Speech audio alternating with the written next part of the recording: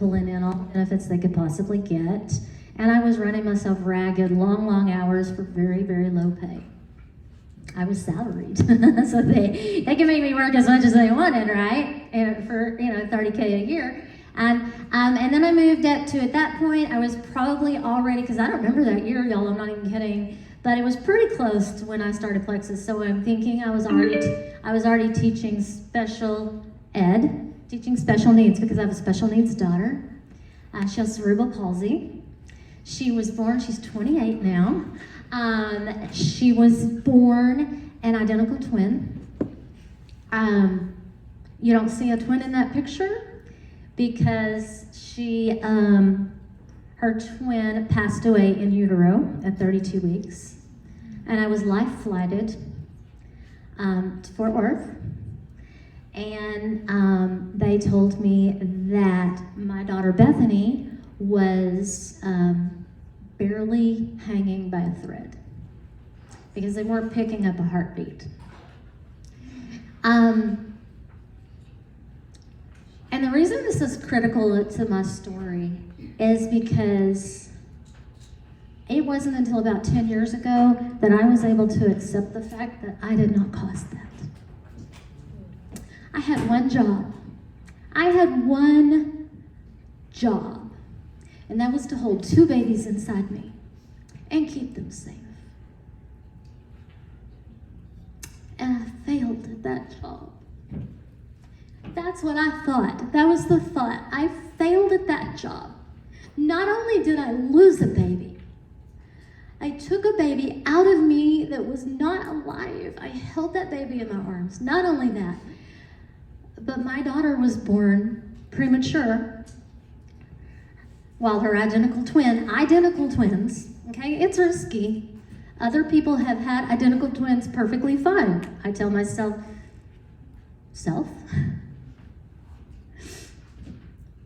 you fail. You don't do the things. You don't do the right things. You don't do them correctly.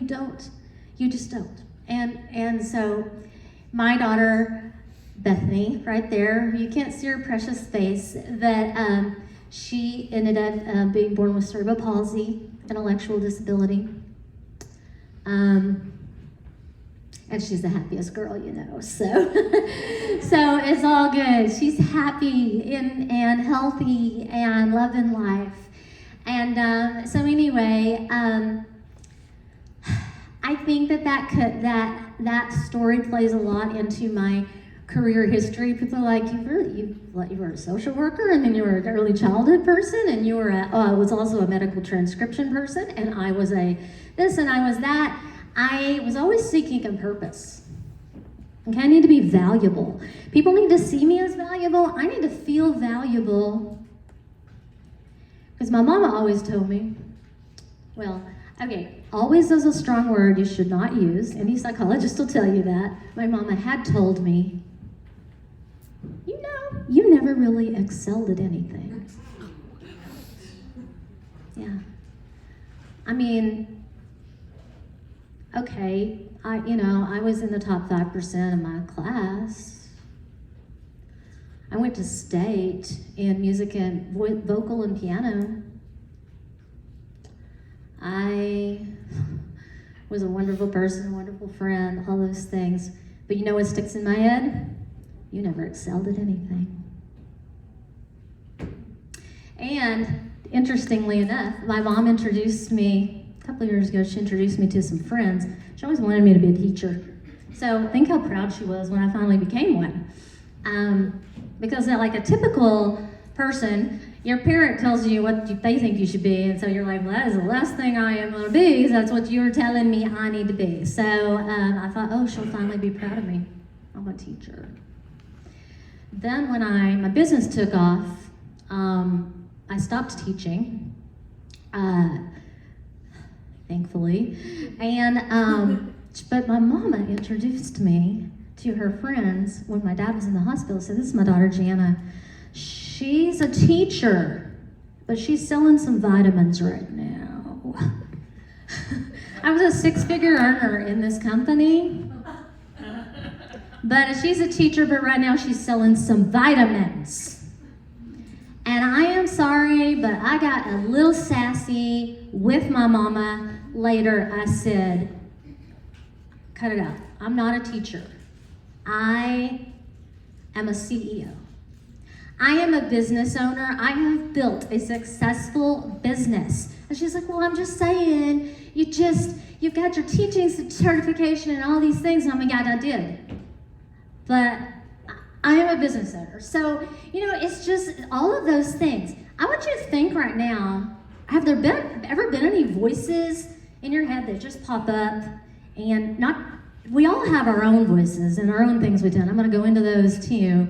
But maybe just things people have said to you that stick. That's that voice in your head. That like when I'm walking up to the stage, I can still hear my mom's voice saying, you never excelled at anything. I know that she didn't mean to hurt me. That hurt. And that has stuck with me. But guess what? It's not my mom's responsibility for that to not stick with me anymore. Guess whose responsibility that is? That's mine. Mine. It's my responsibility to do what I should do with that information.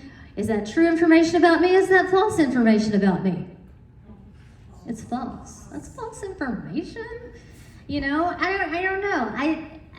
Anyway, okay. So, that's it in a nutshell. There's so much more to it. It's so complicated. So we're going to talk about your thoughts, okay? Because that's a thought. It's a voice in my head, but it becomes a thought. You know how many thoughts? 70,000 thoughts per day our brain processes. That's just an average brain. You've taken an ADHD brain like mine. Woo, like double, triple, I don't even know. But look at all those examples. So I'm just like when Brooke told the story, now I'm thinking about Jesus and cats. I don't really know what that's about, but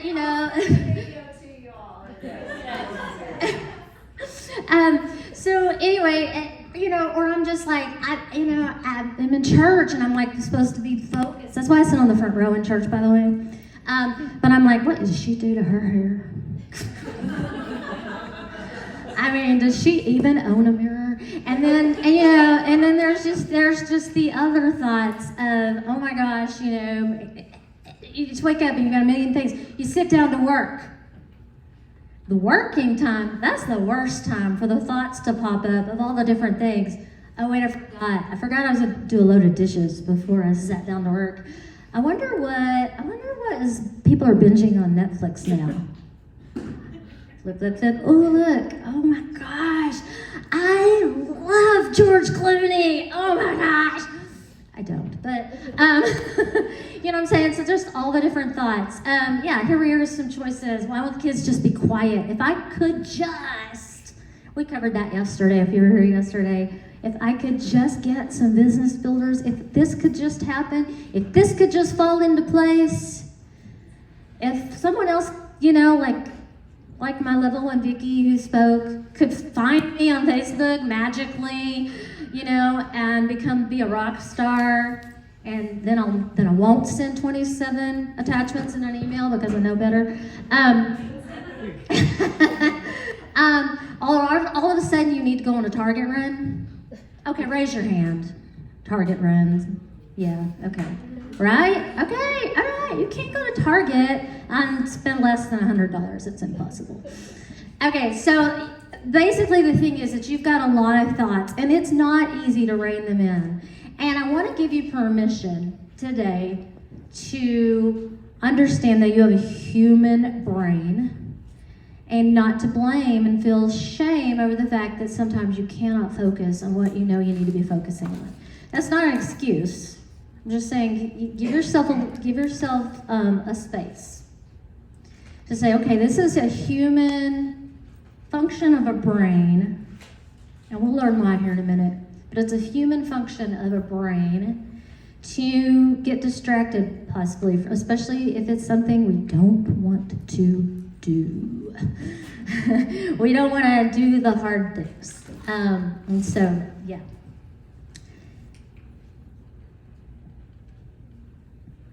I don't know if you've heard this quote before. I looked it up just to be sure it was real because I've heard it several times. We learn a lot about skills, and your skills are very important. They are, but if your mindset is not there, you will never make it to the action of the skill sets that you're learning. I know that I have learned so many skills, but not implemented them because my brain has gotten in the way. Anyone? Raise your hand, can you relate? I really need to feel the love here, okay? Yeah, because, and it may not be it doesn't have to be every day. You don't have to say, oh, well, no, I actually do pretty well at that, but do you ever have a day when you don't? Sure you do. You're a human. So, so I put how's that working for you when are you able to implement skills you learn, or are you, for some reason, learning, taking in information, over-consuming? That's a thing, by the way, because I got in over-consumption mode, for the past, I don't know, I think 2020 sort of triggered it. It's just I'm just gonna learn a lot. And I'm just gonna learn all these things, and then I'm gonna magically be where I wanna be because I'm learning all these things. Learning them and learning things is good. You need that. It's part of the mindset philosophy because it gives you, I believe that it gives you confidence when you know skills. You know them. What gives you more confidence is doing the skills, implementing the skills, failing at the message, failing at the ask, feeling like, you said all the wrong things. But you did it because you took an action, right? And we said before, and I say all the time, you can't say the wrong thing. It's the right person. And and that's a good example that Vicki gave about, because, when you're just starting, you may not know exactly how to reach out to somebody. She reached out to me, and I knew that she was a powerhouse, and I wasn't used to dealing with that personality type, except my husband. But I just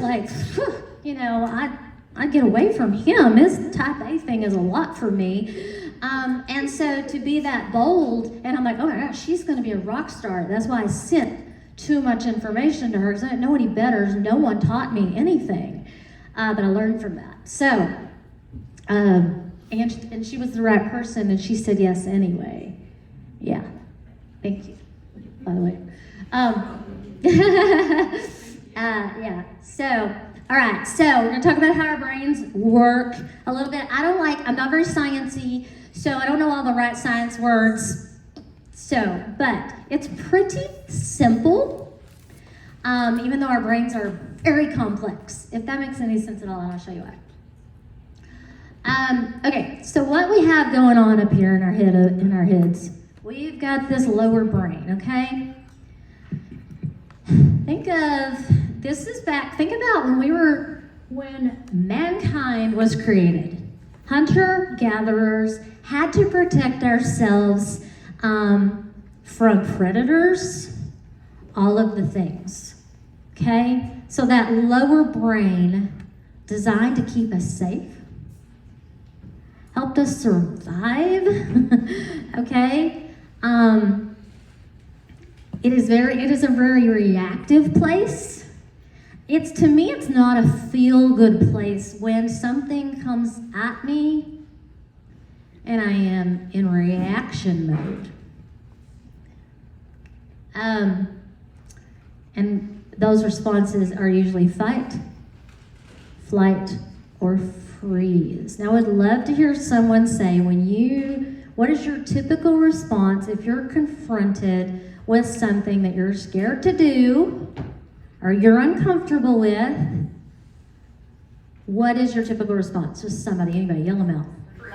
Freeze, flight, everybody has different ones, okay? And it may depend on what you're presented with, okay? I'm an introvert. I'm an extroverted introvert. So when I'm presented with an uncomfortable social situation, then I'm in flight mode. I'm like, just gonna sneak out the door. When I'm confronted with an uncomfortable business task, I freeze. Or you might have heard this term, buffering. Does anybody know what buffering is? Besides on your computer? Buffering is my favorite thing to do. I love to buffer because it is so calming to my brain because I don't have to do anything hard. I can just scroll social media. Buffering is what you do to calm your brain from having to do the thing your brain doesn't want you to do. So, binge Netflix. I am not throwing shade at you if I keep saying Netflix. I'm just saying, you find a show you like, I don't know, Yellowstone, I haven't watched that, but you've just eaten up a week. If you're binging, you've eaten up a week. Well, do you know how much money that is in a business? And you're buffering, so you feel better in a way, but you also feel worse because oh gosh, my business isn't going anywhere. I don't know why. Well, maybe because you keep freezing up, or you're escaping flight, and it can fall in the flight category too. Doing something like that, because you're escaping. Your brain is escaping. Okay, all right. So that's your lower brain. We work in our lower brain until we hone in on skills to start operating in our higher brain. Okay, so we're in our higher brain right now. You're learning, right? You're taking in information. You're thinking about it, and for some reason, I thought thinking was doubly important, so I put it on there twice. It's where your logic comes from.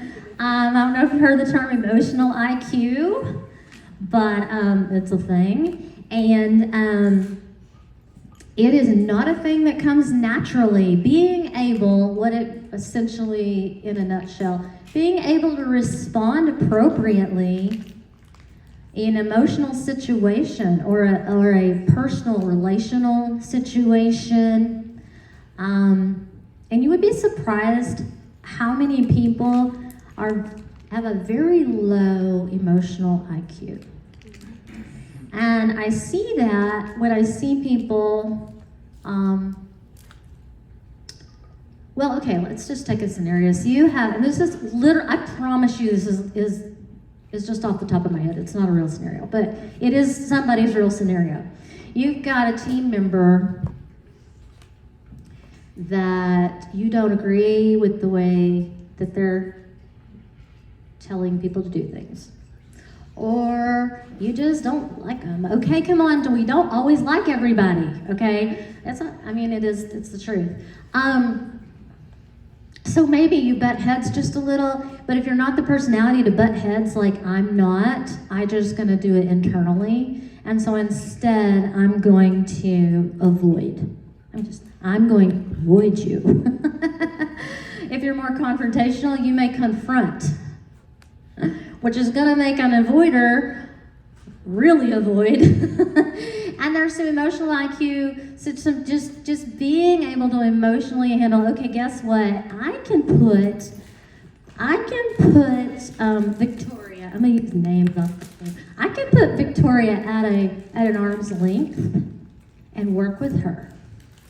I can love her as part of my team.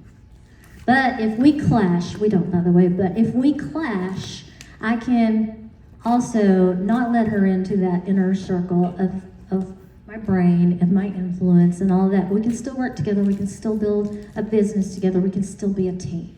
The larger your team grows, the more you're going to find people that you have trouble with emotionally and relationally. It's just going to happen because we're people. And so that is a higher brain skill. And so you do have to work through that. And I will say that most of what I talk about today, a lot of times you're going to need someone to help you sometimes work through those things. Do you have somebody, a trusted person that's a part of your team that you're able to safely, this should probably not be your downline, that you can safely talk with about a situation where they will not, it's sticky. It's sticky because you do that, you might create then an emotional problem between two team members. You don't want to do that. Or maybe it's a person outside your business. Maybe it's your spouse. It can't be my spouse because he's a man and he's a fixer, and so then he's like, well, let me at him. No, I just need you to hear me. I need you to hear me. And then I'll deal with it. I'll handle it. It's fine. I'll deal with it. Okay, so anyway, and what I have to say is, and I think we've touched on it, when you saw that picture of me and you saw that all over my body, so what's going on in our brain with our thoughts, and when we're working in that lower brain, it is also physiologically hurting us. You can see the skin tone, all of the things that you can see there in the facial expression, the overall health. My overall health was insanely bad. It wasn't all just gut health, okay? There was a lot of psychological mess going on in there that I'm still working through, and that's okay too. All right. So here's what I want to teach you, and you will have an opportunity to get a little worksheet so you can work through this. But there are several models that a lot of coaches, different people use to help with thoughts, your thought patterns, to help you be more productive and all of that. I happen to like this one, but I like a lot of others too.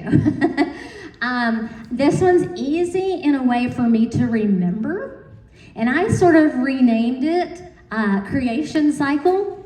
And so let's just kind of look at it for a minute. And here's the thing, we're just going to talk about how they all connect to each other. So you're going to start, really honestly, even if you started at the end. If you started at the end and you said, there's result. What's the result that you want? You're going to go backwards. Well, what are the actions I'm taking? What are my feelings? What are the thoughts that are making me feel that way? What's my circumstance? So let's talk about what I want to do is take circumstance and thought, okay? All right, I am going to throw some things at you. So a circumstance, it's an indisputable neutral fact. It's not positive, it's not negative, it has no feelings or whatever. It is not a feeling. It's something everyone can agree on. We have chandelier lights in this room. That's a circumstance, right? Does anybody disagree? Nobody? Okay. What's interesting about a circumstance, it's not necessarily unchangeable. It's not unchangeable necessarily, but it's factual. And it's important to know a circumstance because when we talk about thoughts, sometimes we think our thoughts are actually circumstances, and they're not. So a thought is, basically it's a sentence that happens in your brain. You never really excelled at anything. That's a sentence. That's a thought. That's a thought. I can never do what she does. I am too introverted to reach new people and grow a business. Anybody else got any? You know what? I'm going to have you do an exercise for thoughts later, so I'm just going to leave that. And the thing is that it is your interpretation.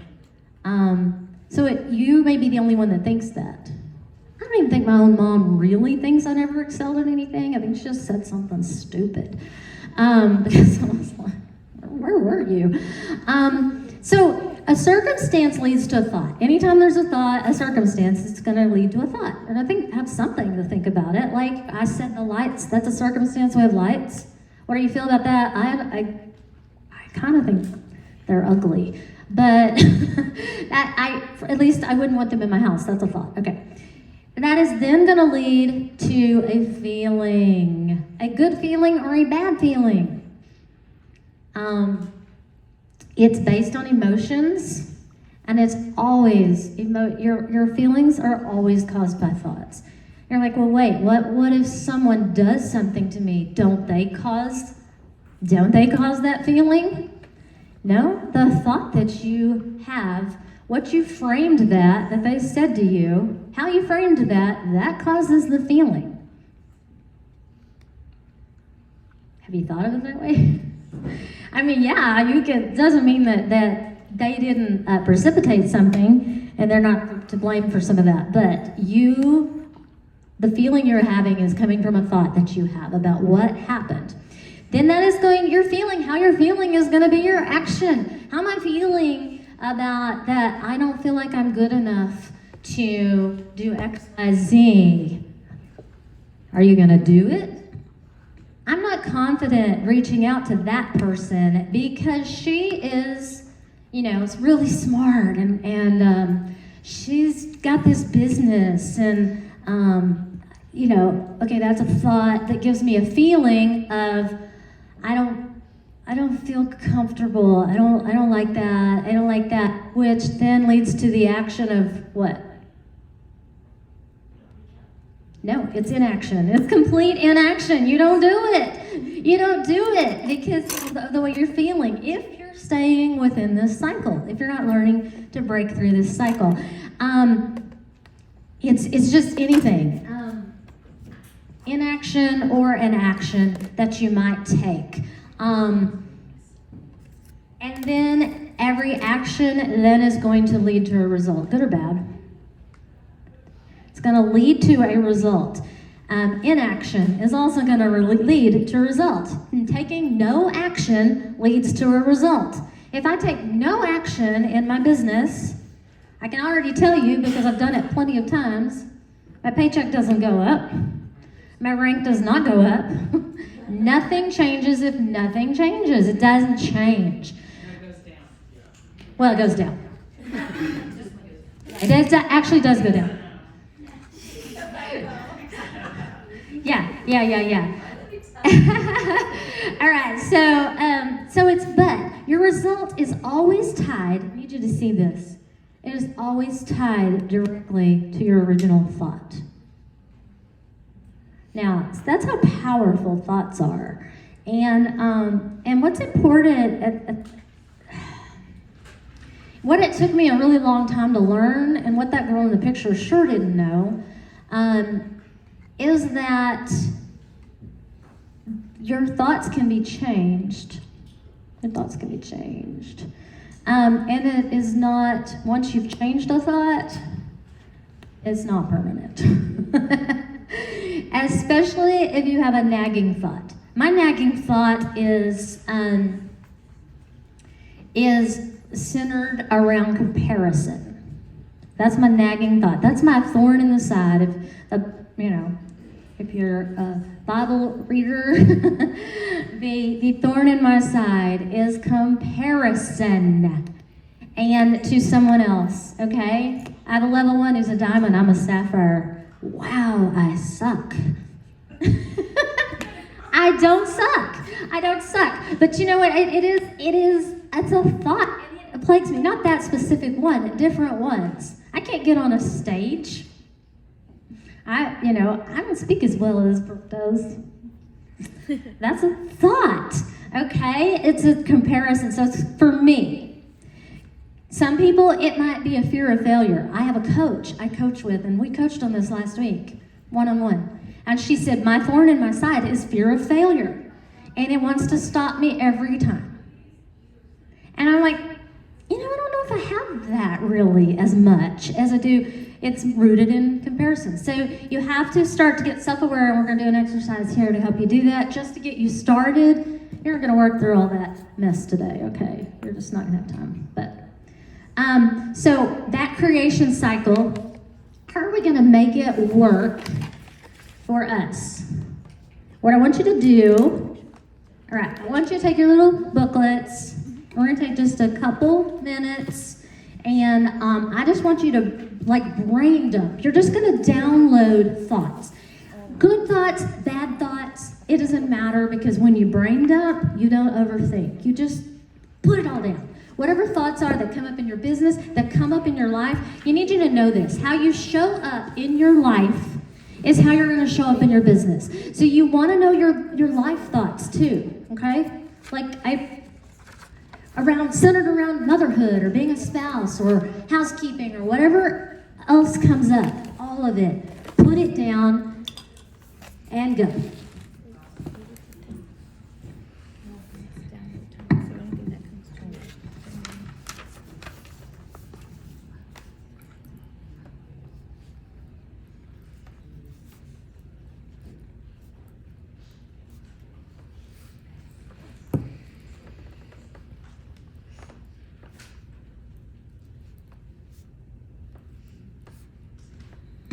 Also, let me encourage you, do not write down supposed to thoughts.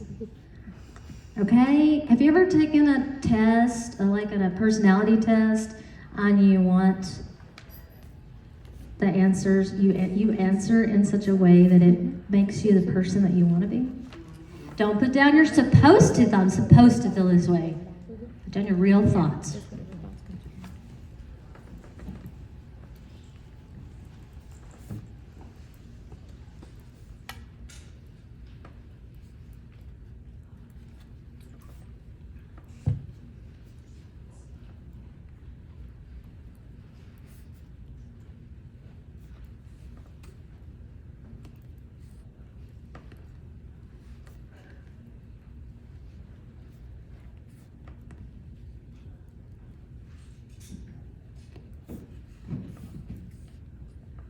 All right, you get about a minute. If you're done, look up so I'll know to just shut it down.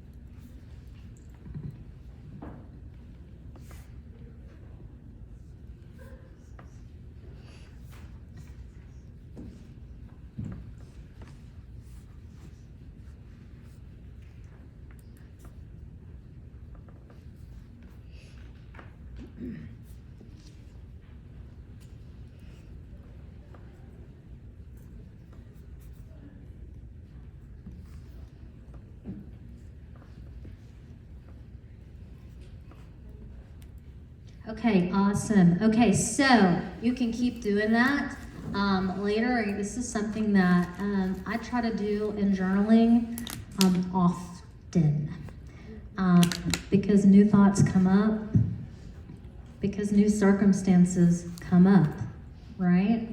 That's an ever-changing thing. Okay, so I'll move to the next.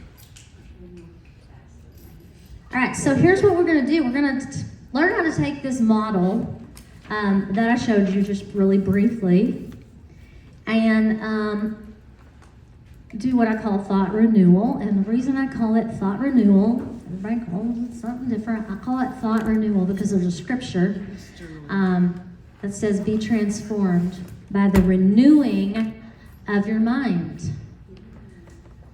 Our mind, our brains are created with cells and memories and all the things. We create new pathways when we create new thoughts. We create new behaviors when we create new thoughts. And you know how I know this? Because I know that picture of me before, I would have never recognized myself that I see now, the future me. Would have never. And it's because of the work. It's not because I became a jewel, it's because of the work I've done on my thoughts in my brain and the work I'm having to do literally every day. And I would not want to help other people do the same thing if I wasn't working on it myself. Okay? You know, because nobody's arrived. I don't care who you are, and if they say they've arrived, run. Because they haven't. They have not. Your Tony Robbins, Brenda Bouchard, they will not say they have arrived. If they do, don't give them your money, that's for sure. Because it's always ever the human existence, right? It's changing forever. Okay, so thought renewal, let me show you how we're going to do this. This is, and again, I'm going to give you some sheets, or you're going to be able to download some free sheets that you can do this, because you will want to take each thought, the negatives especially, that are ones that you feel like are holding you back. And so for a long time, I used to use a phrase, flip your script. Flip that script. And there's nothing wrong with that phrase except a complete flip of your script. I don't excel at things, okay? I don't excel at things. And I do the complete opposite. The complete opposite, technically, is I excel at all the things I do. That feels like a reach. And if you create a new thought, and this is just my theory, okay, based on my experience, but if you create a thought that feels too big, too unrealistic, you're going to dismiss that new thought and you're not going to adopt it. Now, this is different than affirmations.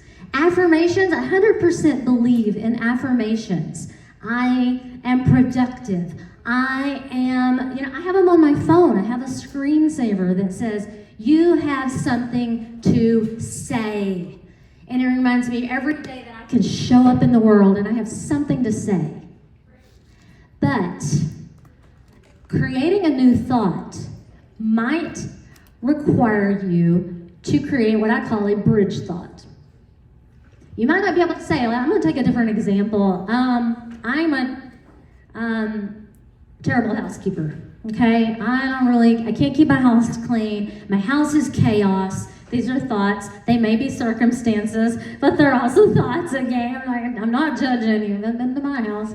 Thoughts.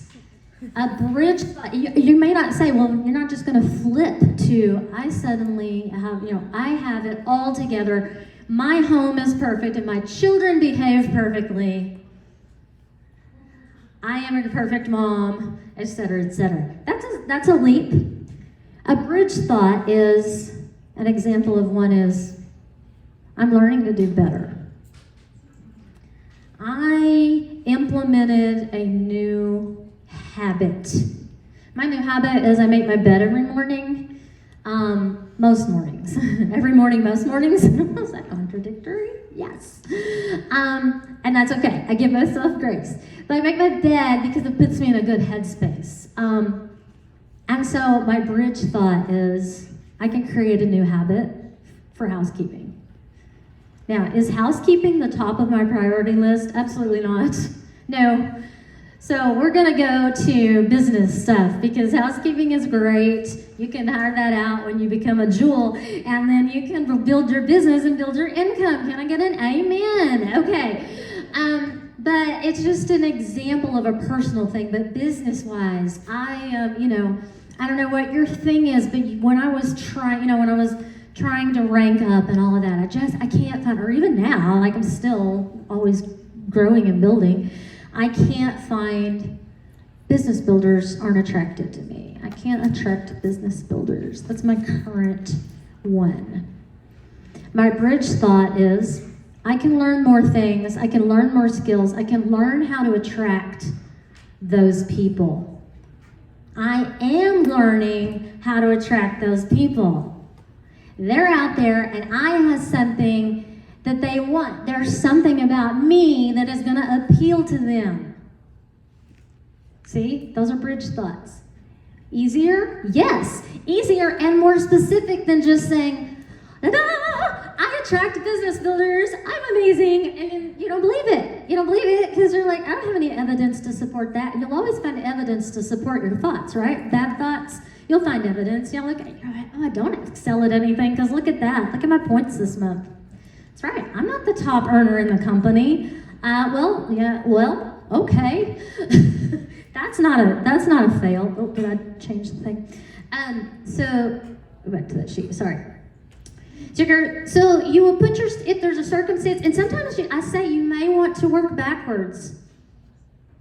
Because a lot of times I'll be like, what's the result I'm trying to get?